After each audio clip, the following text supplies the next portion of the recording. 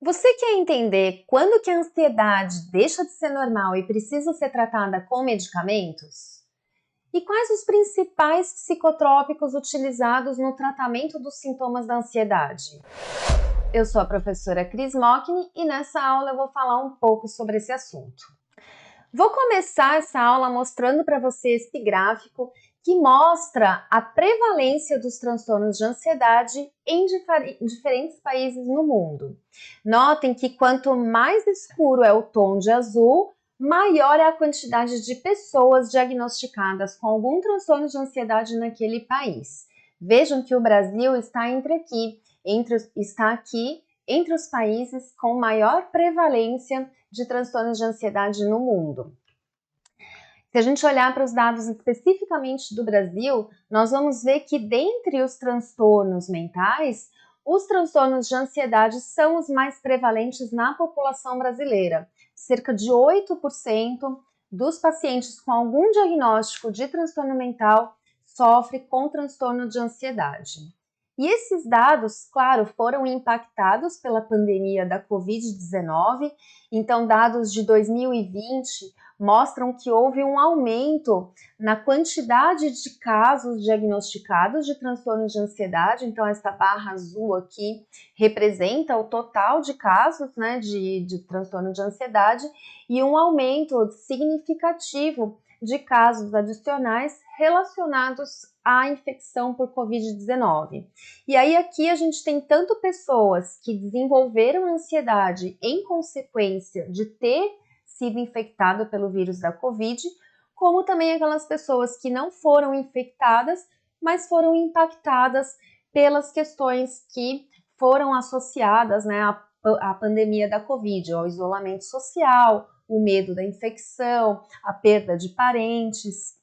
Então, todos esses fatores contribuíram para o aumento do número de casos de transtornos de ansiedade.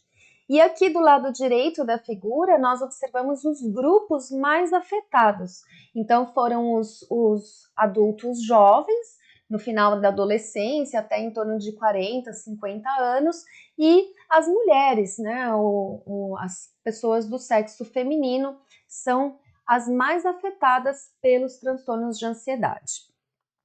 Agora, nós não podemos esquecer que a ansiedade é uma emoção normal, que todos nós, em algum momento da vida, vamos vivenciar um episódio de ansiedade e ela tem uma função adaptativa, tanto que nós observamos a ansiedade em outras espécies de animais também. A ansiedade tem como propósito antecipar situações perigosas ou desafiadoras e preparar o organismo para essas situações. Tanto que as respostas fisiológicas e comportamentais que nós observamos na ansiedade são muito parecidas com aquelas respostas expressas em situações de perigo. Então, a tensão, a preocupação, o estado de alerta, alterações físicas como aumento de batimentos cardíacos, aumento de frequência respiratória, secreção de hormônios. Então, todas essas respostas são muito semelhantes a uma situação de perigo, são respostas de medo, que aparecem em antecipação ao perigo.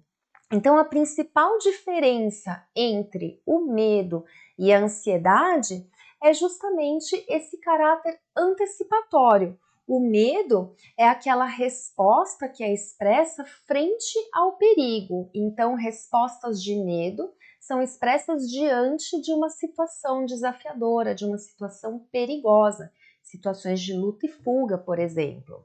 Agora, a ansiedade, ela é expressa através de respostas semelhantes, entretanto, na ausência do perigo. O perigo é potencial, ele é futuro, ele pode vir a acontecer a qualquer momento, mas ele não está presente. Por isso que a gente diz que é uma resposta antecipatória. E a ansiedade, ela tem então esse propósito de melhorar o nosso desempenho. Se um organismo é capaz de antecipar uma situação adversa, ele pode expressar essas respostas e garantir o sucesso delas, né? Já que ele está se antecipando e, portanto, o seu desempenho tende a melhorar. E, de acordo com esse gráfico que eu mostro aqui para vocês na tela, é o gráfico que representa a lei de Yerkes-Dodson, que diz que o desempenho é melhorado quando eu tenho maiores níveis de alerta, de estresse, de ansiedade. Então, o aumento da ansiedade contribui para a melhora do desempenho. Entretanto, a gente chega num ponto que o desempenho é ótimo, né? A gente tem aquele melhor nível de desempenho que é alcançado num nível de ansiedade, de estresse que a gente diz que é o ideal. É aquele nível onde eu consigo o melhor desempenho do meu organismo. Entretanto, se a ansiedade e o estresse continuam aumentando, então aqui no eixo X eu vou aumentar os níveis de ansiedade, eu vou ver um comprometimento do desempenho. A ansiedade exagerada prejudica o desempenho do indivíduo, porque níveis muito altos de alerta vão prejudicar o foco e a concentração. E aí, quando o desempenho do indivíduo é prejudicado em vários campos da sua vida, né? Então ele vai ter prejuízos na sua vida cotidiana, na vida pessoal, na vida profissional, no seu desempenho no trabalho, porque ele passa a ter prejuízos de concentração, de memória. E todo esse prejuízo da vida cotidiana passa então a caracterizar um transtorno. A ansiedade deixa de ser útil, ela deixa de ser ideal para a performance do sujeito e passa a prejudicar a sua vida. E é nesse momento então que nós temos caracterizado um transtorno, nós temos uma ansiedade que é mal adaptativa e está prejudicando a vida do indivíduo. E aí começam a aparecer os sintomas, sintomas físicos e sintomas psíquicos. Então, os sintomas estão descritos em manuais de diagnósticos e os sintomas incluem aquelas alterações cardiovasculares, alterações hormonais, alterações em vários sistemas orgânicos que vão se desenvolvendo à medida que a ansiedade é mantida por longos períodos. E aí nós temos vários tipos, né, de transtornos de ansiedade. Então, uma vez que o profissional clínico pode diagnosticar a ansiedade, ele vai ter categorias que vão auxiliar na escolha do melhor tratamento para cada caso. Então, de acordo com os critérios descritos nos manuais, de acordo com os sintomas que o paciente apresenta, ele vai ser diagnosticado em cada um desses transtornos que você vê aí na tela. Transtorno de ansiedade generalizada, transtorno de pânico, transtorno de ansiedade social e as fobias. O transtorno de estresse pós-traumático e o transtorno obsessivo-compulsivo, eles compartilham muitos sintomas dos transtornos de ansiedade, mas eles estão em categorias separadas atualmente no manual DSM-5-TR. Lá no meu curso eu explico em detalhes as diferenças entre esses transtornos, entre os sintomas que vão caracterizar cada um desses transtornos. Tá? A gente não pode deixar de falar também dos fatores de risco, porque alguns fatores vão contribuir para aumentar a vulnerabilidade do indivíduo a desenvolver um transtorno de ansiedade. Então, como eu disse para você, a ansiedade é normal, ela é útil, que a gente em algum momento vivencie a ansiedade, mas é necessário que o nosso organismo retorne aos seus níveis normais e siga a vida sem as respostas antecipatórias de medo o tempo todo. E a gente sabe hoje que alguns fatores funcionam como fatores de risco para o desenvolvimento do transtorno, para essa inabilidade do organismo de retornar aos seus níveis normais. Então eu coloquei aqui na tela alguns fatores para a gente pensar a respeito, como por exemplo, negligência infantil, violência na infância, né? Falta de cuidados, falta de estímulos adequados. Então, uma infância pobre em estímulos próprios para a idade. A ocorrência de traumas também é um fator de risco bastante relevante, então traumas, especialmente na infância, né, no início da vida, mas em qualquer momento da vida, um trauma muito intenso é um fator de risco para o desenvolvimento da ansiedade. Relações familiares, histórico de pessoas com transtornos mentais na família, excesso de cafeína e substâncias químicas em geral, então, tanto a cafeína como o álcool, como o abuso de drogas em geral, é um fator de risco para a ansiedade, e o sedentarismo e a má alimentação. Então, uma alimentação pobre em nutrientes, rica em multiprocessados, né? E a ausência de atividade física também constituem fatores de risco para o desenvolvimento dos transtornos de ansiedade. O tratamento dos transtornos de ansiedade normalmente é feito em combinação entre a terapia cognitivo-comportamental, que é uma psicoterapia baseada em evidências e comprovadamente eficaz para o tratamento da ansiedade, e o tratamento farmacológico, que pode ser feito de forma aguda ou crônica. O que vai determinar a escolha do melhor tratamento são os sintomas que o paciente apresenta, a característica dos sintomas que aquele paciente está apresentando no momento do diagnóstico. Eu vou falar aqui nessa aula sobre os dois principais tratamentos farmacológicos utilizados atualmente no tratamento dos transtornos de ansiedade. Vou começar falando sobre os inibidores seletivos da recaptação de serotonina. Esses fármacos são bastante conhecidos atualmente. Eu trouxe aqui alguns exemplos. Então, o escitalopram, que é vendido sob a marca do Lexapro. Lexapro, na verdade, é o referência, né? A fluoxetina, a sertralina, a fluvoxamina. Então, todos esses medicamentos atuam no sistema de neurotransmissão da serotonina, tá? Falando um pouquinho da farmacologia desses fármacos. Vamos pegar aqui dois neurônios, ampliar esse ponto de contato entre eles, que é aquele pontinho de comunicação entre os neurônios, a chamada sinapse.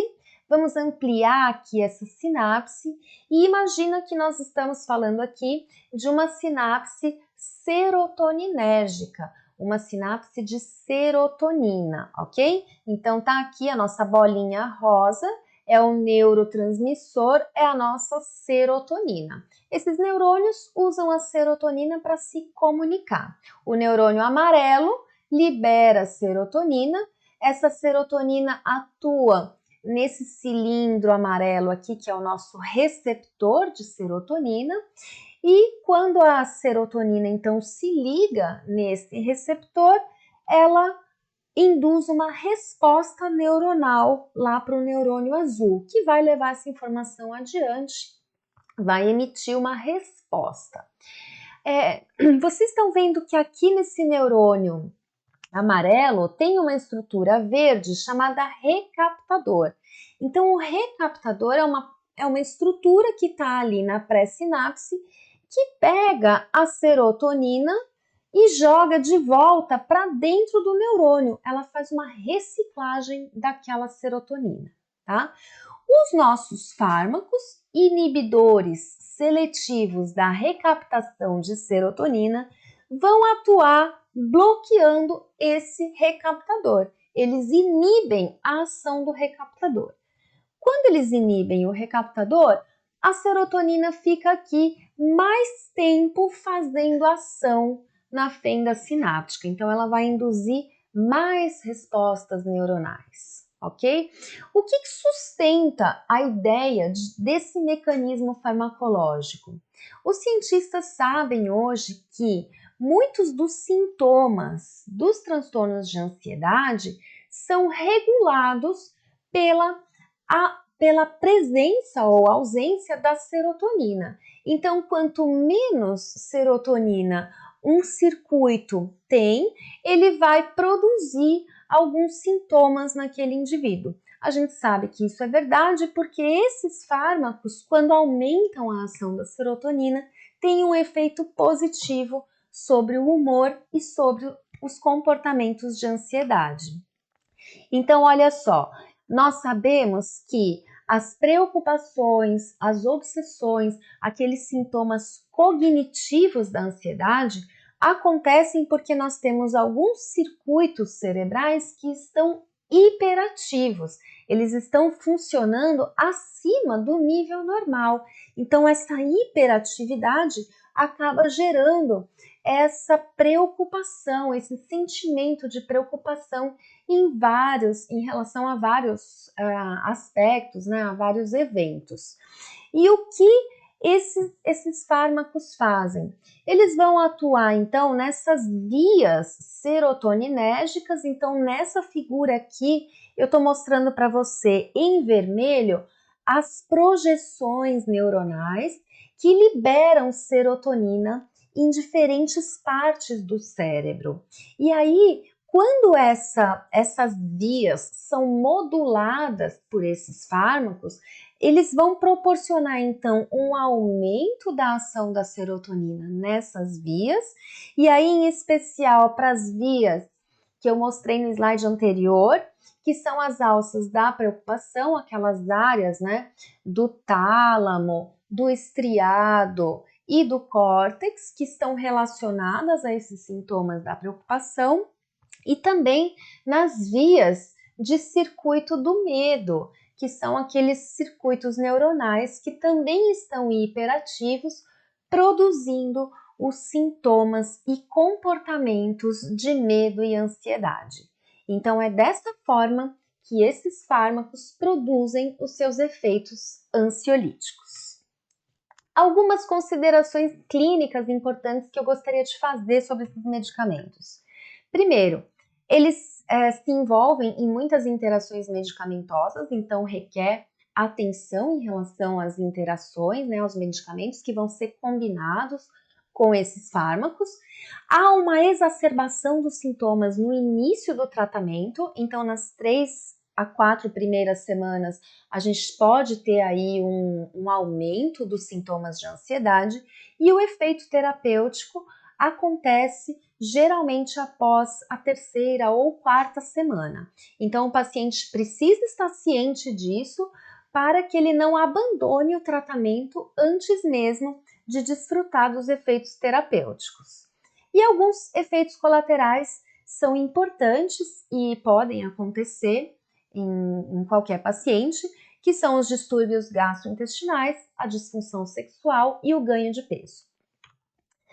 Um outro grupo de fármacos que é bastante utilizado no tratamento dos sintomas da ansiedade são os benzodiazepínicos. São esses fármacos que eu estou mostrando para você aqui à esquerda do vídeo. O Rivotril, o Frontal, o Valium, o Lexotan, né? Então, todos esses nomes que eu falei para você são nomes comerciais, e o nome do fármaco benzodiazepínico é esse que está aqui embaixo: clonazepam, alprazolam, diazepam e o bromazepam, entre outros, tá? Esses fármacos atuam de uma maneira bem diferente dos inibidores da recaptação de serotonina. Eles atuam em canais iônicos que são permeáveis ao cloreto. Então, agora o receptor é um receptor diferente que interfere diretamente com a atividade do neurônio. E esse canal é sensível ao neurotransmissor GABA, então ele é regulado pelo GABA, e o GABA é responsável por inibir os neurônios. Então, toda vez que eu tenho a ação desse neurotransmissor, o GABA, ele vai produzir, olha lá, uma hiperpolarização no neurônio, que é a diminuição da atividade neuronal. Tá? O GABA é amplamente distribuído no sistema nervoso central, ele é importante para regular a atividade dos neurônios. E olha só que interessante, quando o benzodiazepínico atua sobre esses receptores, ele aumenta o tempo que esses receptores ficam ativados. E isso produz uma inibição neuronal em vários neurônios, em várias áreas do cérebro, tá? O que acontece? Bom, se aquele cérebro que tem um transtorno de ansiedade, ele está hiperativo em alguns circuitos, o benzodiazepínico vai lá e diminui a atividade dessas áreas cerebrais. E isso produz um efeito relaxante, um alívio daqueles comportamentos, daqueles sentimentos relacionados à ansiedade. Entretanto, não posso deixar de comentar sobre os efeitos adversos desses fármacos, já que eles causam sedação profunda, né? Inclusive eles podem ser utilizados no contexto clínico, hospitalar, com esse objetivo, com o objetivo de ser sedativo. Eles causam prejuízo da coordenação motora e são muito perigosos quando associados com outras substâncias que também deprimem o sistema nervoso central.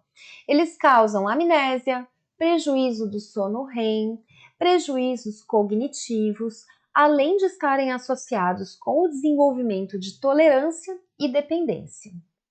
E além de tudo isso, hoje nós sabemos que o uso crônico contribui para o aumento da ansiedade e também está associado com o desenvolvimento de demências. Por isso, não são fármacos que podem ser utilizados cronicamente. Eles são muito úteis para o tratamento de crises de ansiedade e para o tratamento agudo em situações de emergência, mas não são fármacos indicados para tratamentos prolongados. Para o tratamento prolongado, utilizam-se os inibidores seletivos da recaptação de serotonina.